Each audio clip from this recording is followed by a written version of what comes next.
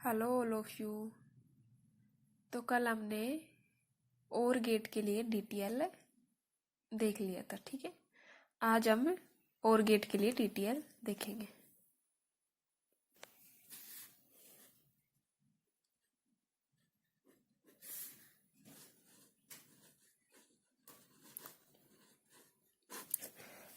हमारी वही प्रोसेस, सबसे पहले हम सर्किट बनाते हैं। पहले एक बार साइड में वो देख लो, और गेट की जो ट्रूथ टेबल होती है A और B, और जो आउटपुट होता है 0 1 1 0 0 1 1 1। आउटपुट क्या मिलता है? ये 0 0 होता है, 0 1 1 1, ठीक है। अब इसका सर्किट देखते हैं। फिर वही प्रोसेस, ट्रांजिस्टर सैचुरेशन रीजन में आएगा या फिर कट ऑफ रीजन में रहेगा, या वोल्टता हाई दी जाएगी या वोल्टता लो दी जाएगी, ठीक है। तो देखते हैं एक बार। तो इसमें वही प्रोसेस है, 3 ट्रांजिस्टर जुड़े होंगे, Q1 Q2 और Q3, जो एक दूसरे के पैरेलल में होंगे, ठीक है। इसमें आउटपुट होता है जो रेजिस्टेंस से, इनपुट होता है जो रेजिस्टेंस से जुड़कर ट्रांजिस्टर से जुड़ा होता है, ठीक है। ये हमारा बेस हो गया, ये एमीटर हो गया, ये इसका कलेक्टर आ गया, ठीक है। सेकंड होता है ये A इनपुट और ये हमारा B इनपुट, जो रेजिस्टेंस से जुड़कर ट्रांजिस्टर से जुड़ा होगा। ये इसका कलेक्टर, ये एमीटर,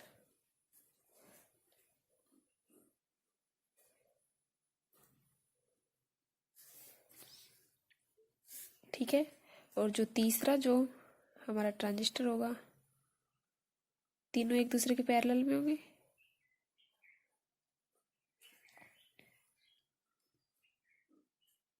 तीनों के एमीटर जुड़कर ग्राउंड रहते हैं, ठीक है। ये ग्राउंड हो गया, ये इसका एमीटर हो गया, एमीटर एमीटर। ये Q1 हो गया, ये Q2 हो गया और ये Q3 ट्रांजिस्टर। यहां से इसका कलेक्टर और जो Q2 का कलेक्टर और Q3 का जो Q3 के इनपुट में जाता है। Q1 और Q2 का जो आउटपुट होता है वो Q3 के इनपुट में जाता है। दिख रहा है सीधा सीधा, यहाँ Y इनपुट, ये रेजिस्टेंस जुड़ा होता है R, और यहाँ VCC वोल्टेज जुड़ी होती है, जिसको हम हाई, और जनरली हमने 5 वोल्ट हाई वोल्टेज रखते हैं, ठीक है। ये कलेक्टर का जो रेजिस्टेंस होता है RC, ये इसके कलेक्टर से जुड़ा होता है। यहाँ हमारा आउटपुट मिलता है V0, ठीक है। और जो V0 होता है या फिर जो आउटपुट होता है वो क्या होता है हमारा A प्लस B और गेट के लिए, ठीक है। अगर 3 आउटपुट होते तो A plus B plus C। तो ये हमारा सर्किट होता है। तो इसमें क्या होता है, जो Q1 और Q2 का जो आउटपुट होगा वो Q3 के इनपुट में देते हैं, ठीक है। सेम पीछे किया, जो एंड गेट के लिए किया, उसी प्रकार ये और गेट में भी है। तीनों एक दूसरे के Q1 Q2 Q3 एक दूसरे के पैरेलल है, ठीक है। तो इनपुट में वही हम हाई वोल्टेज देंगे और लो वोल्टेज देंगे। ये V0 वोल्टेज और ये जो ऊपर वाली है वो V1 वोल्टेज, ठीक है।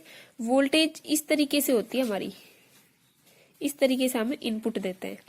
तो जो 0 पे होती है वो V0 और जो हाई पे होती है उसको V1 लेते हैं, ठीक है। अब ये दोबारा से नीचे आएगी, ये V0 वोल्टेज हो जाएगी, ऊपर जाएगी दोबारा से V1 हो जाएगी, ठीक है। इस प्रकार हम देते हैं सिग्नल रूप में, क्लियर। अब वही हमारा, अगर इनपुट में हम उच्च वोल्टता दे रहे हैं, हाई वोल्टेज दे रहे हैं V1, ठीक है, तो ध्यान रखना इससे क्या पता चल रहा है, अगर एक भी वोल्टेज हाई रही तो हमें आउटपुट में आउटपुट हाई मिलेगा, ठीक है। तो जनरली हमें V1 देख के देखते हैं दोनों को, A और B को, और V0 देख के देखते हैं और आउटपुट निकालते हैं, ठीक है।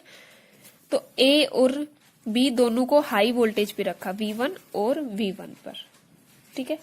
तो इस कंडीशन में अगर यहां से वोल्टेज जाएगी तो Q1 ट्रांजिस्टर और जो Q2 ट्रांजिस्टर है वो ऑन स्टेट में होंगे, ठीक है, सैचुरेशन रीजन में काम करेंगे, ठीक है। तो V1 हाई वोल्टेज दे रहे हैं और ये दोनों सैचुरेशन रीजन में काम कर रहे हैं, तो इनका आउटपुट क्या मिलेगा, हमें लो मिलेगा, V0, ठीक है। तो V0 वोल्टेज इसके इनपुट में जा रहा है, V0 वोल्टेज अगर इसके इनपुट में जा रहा है तो ये जो ट्रांजिस्टर है वो कट ऑफ रीजन में चला जाएगा, ये ऑफ स्टेट में चला जाएगा, ये वर्क नहीं करेगा। तो हाई वोल्टेज जो हमने दी VCC को 5 वोल्टेज, वो सीधे आउटपुट में हमें मिल जाएगी। तो आउटपुट में क्या मिला, हाई वोल्टेज मिली। हाई वोल्टेज से क्या मतलब अपना, V1 वोल्टेज। तो हमने V1 दी तो हमें V1 वोल्टेज ही मिली, ठीक है। तो इसका मतलब है ये इसको फॉलो कर रहा है, और गेट का TTL है, हाई वोल्टेज दी, ये वाला हाई वोल्टेज दी दोनों इनपुट में, तो हमें हाई ही आउटपुट मिला, ठीक है।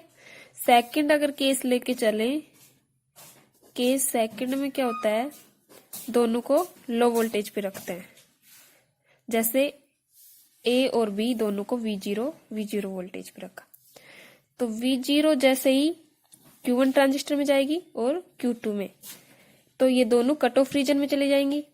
कट ऑफ रीजन में जाने पर मतलब ये ऑफ स्टेट में चली जाएंगी, ठीक है। ऑफ स्टेट का मतलब है ये कट ऑफ रीजन में Q1 और Q2, तो यो Y पे जो हमें वोल्टता मिलेगी वो हाई मिलेगी। हाई वोल्टेज के कारण इसके इनपुट में अगर हाई वोल्टेज जाएगी और ये हाई वोल्टेज में जाएगी तो ये किस में, सैचुरेशन रीजन में काम करेगा, ठीक है। इनपुट अगर हाई जा रहा है तो ये सैचुरेशन में काम करेगा।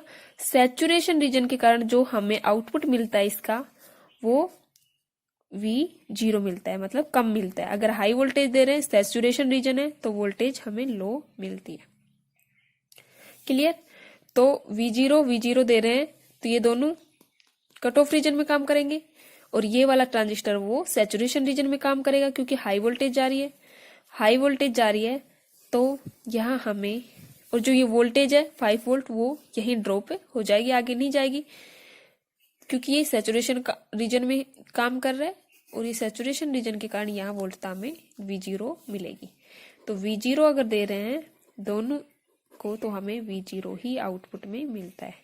V1 दे रहे हैं तो V1 ही मिलता है आउटपुट में।